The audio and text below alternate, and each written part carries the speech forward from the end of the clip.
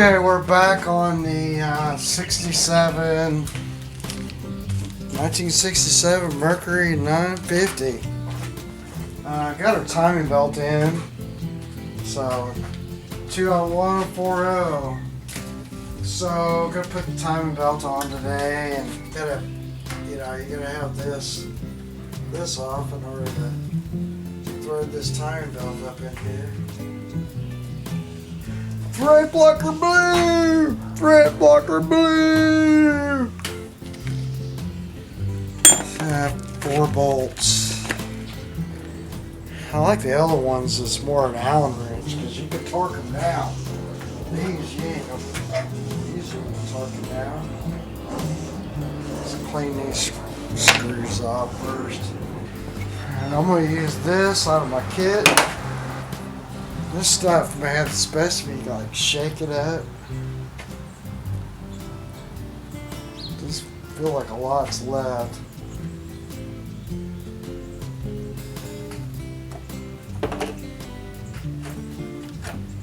Take a couple of them up here and put them in. I can't get the camera way up in the air, so just have to trust me. Get this on. This one kind of got me excited because it had good compression, really good compression. I was worried about that distributor, and I went out online trying to find a distributor. Couldn't find a distributor. Well, I found a distributor, and most of the ones that I looked at, man, they were really didn't look great.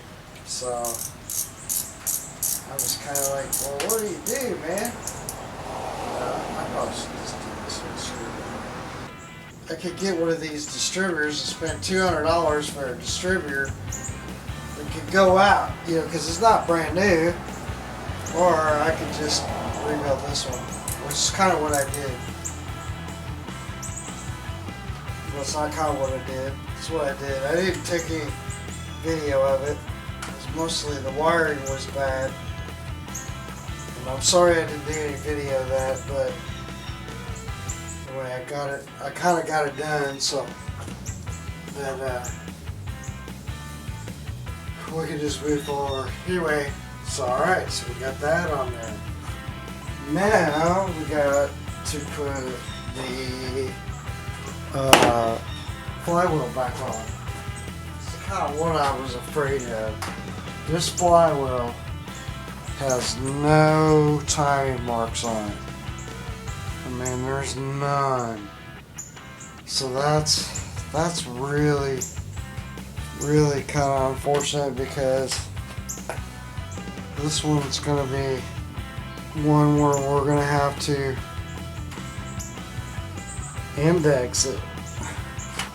So what we'll have to do is whenever I put it up there, I'm gonna have to make my own timing marks.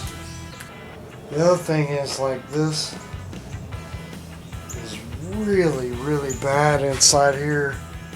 So let me try to clean this all out. Get a brush or something. See if I can't clean that out. So, alright, I cleaned up this flywheel as good as I could. I'm sure it's going to be hard to see, but I cleaned up in there, and this is pretty good.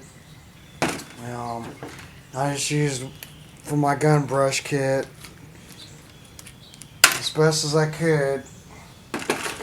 There's some corrosion up where the nut was. I used a little bit of liquid wrench.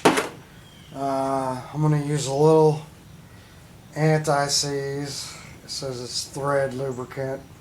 It says type 13, so there's a bunch of this kinds of stuff, but this is like a copper.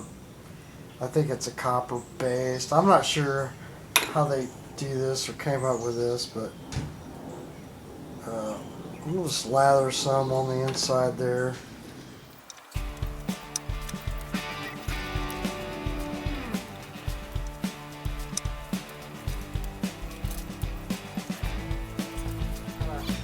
put that belt around that pulley up there, you know, around your, it's not really a pulley. The bottom of that flywheel, you know, it's got that spline, and then you put your belt on it, and then you just got to slowly put it down until you get it on. I'm trying to figure out how I'm going to time this, you know, because it's such an early model. On the housing,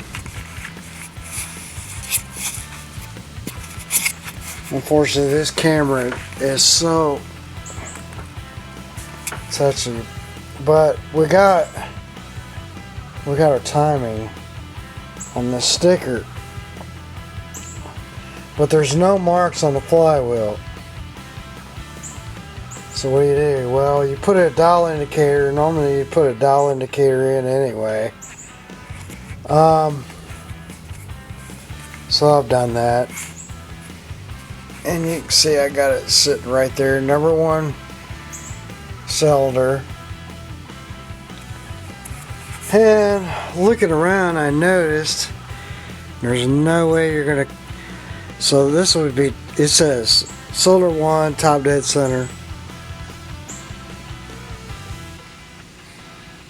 See it? Hopefully that comes out, I don't know. Cylinder 1. So cylinder 1, top dead center. Alright, well, I noticed, lo and behold, on the flywheel, there's a couple of dots. So I'm thinking that those two dots are going to be our number 1. And unfortunately, the way I've got this dial indicator, so that's going backwards. Anyway, it's a pickup. I don't know, it's different. So I think there's other 2 dots. I think that's probably our top dead center. So I'm gonna line this up, take those marks. I'm gonna take this back off because somehow I have to line up our distributor down there. So this is one I'm gonna have to guess on a little bit till I figure it out. But let's see what kind of marks that we got on our pulley, because it may be that we just line those 2 dots up on pulley. I don't know. Alright fellas, this is making more sense now. So, you know, I got the dial indicator in there, and I pretty much found top dead center. Let me get a light so you guys can see this better. Found out this is kind of a lot like the later 80s style. I've got the belt off right now.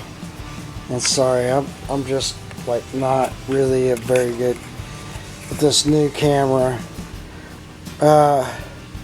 So there's 2 dots on the flywheel. The flywheel doesn't have any marks, but that front cover does. So, you know, on the old inline 6s, you know, from the 80s, I don't know if this will do this or. Alright, so there's 2 dots. So I drew a line where those 2 dots are, and I wrote top dead center on top. Okay. Well, on the more of the 70s, you know, you had to line the 3 dots up with a distributor. Well, that's what's going on here. So we're going to line this thing up to the center of this distributor, and then on that distributor down there, you should be able to see it, there's an arrow. So you're going to line that arrow up with those dots, and then this should be in time. 2 dots in the middle of the distributor, the arrow that's on there. You know, I mean, I could pull this out of the way. Maybe you can see it a little better. So you should be able to see that. If it's not blurry, it's going to all get out. See that little arrow? So we're going to line that arrow up with those dots. And the dots need to be in the center of this distributor.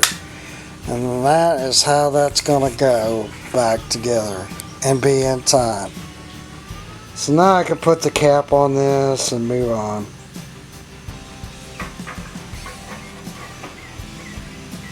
You can see our little mark I made. And that's our top dead center. So they all lined up. So that thing should be lined up. Good to go.